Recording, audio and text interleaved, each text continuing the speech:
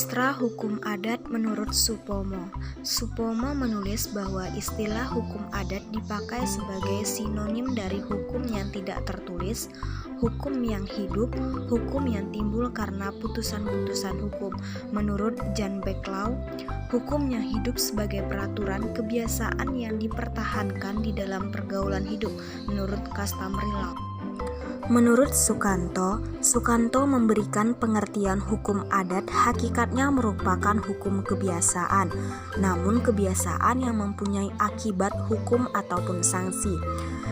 Dalam Desen dan Solan, artinya hukum adat itu merupakan keseluruhan adat yang tidak tertulis dan hidup dalam masyarakat berupa kesusilaan, kebiasaan, dan kelaziman yang mempunyai akibat hukum ataupun sanksi.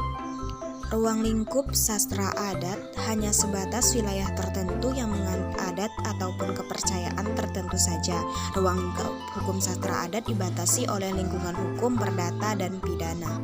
Contoh-contoh karya hukum adat seperti daerah Tapanuli, Minangkabau, Ambon, Banten, dan Bolang Mangondowo.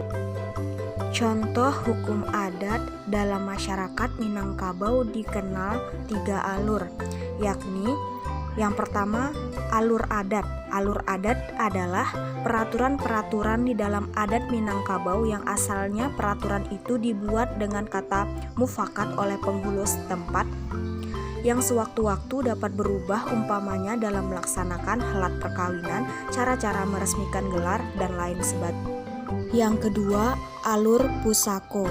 Alur pusako adalah peraturan-peraturan yang sudah diterima dari nenek moyang di Minangkabau, seumpama gelar pusako, pusako, nagari, syarat nagari, udang 20, cupak nan 2, kato nan ampe, dan sebagainya.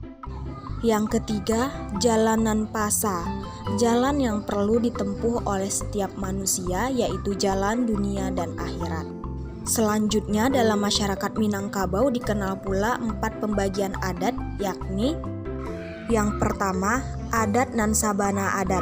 Adat nan sabana adat adalah aturan pokok dan filsafah yang mendasari kehidupan suku Minang yang berlaku turun-temurun tanpa terpengaruh oleh waktu, tempat, dan keadaan, yang sebagaimana dikiaskan dalam kata-kata seperti nan indak lapok de uji.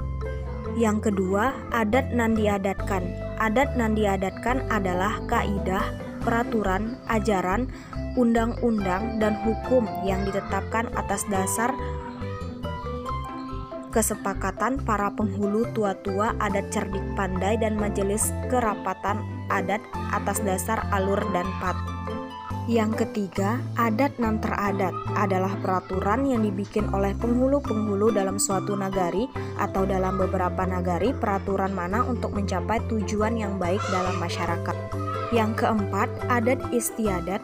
Adat istiadat adalah kebiasaan yang berlaku dalam suatu tempat yang berhubungan dengan tingkah laku dan kesenangan masyarakat dalam nagari. Sistem hukum adat mencakup hal-hal sebagai berikut. Yang pertama, tidak membedakan hukum publik dan hukum privat. Yang kedua, tidak membedakan hak kebendaan dan hak perseorangan. Yang ketiga, tidak membedakan pelanggaran perdata dan pidana.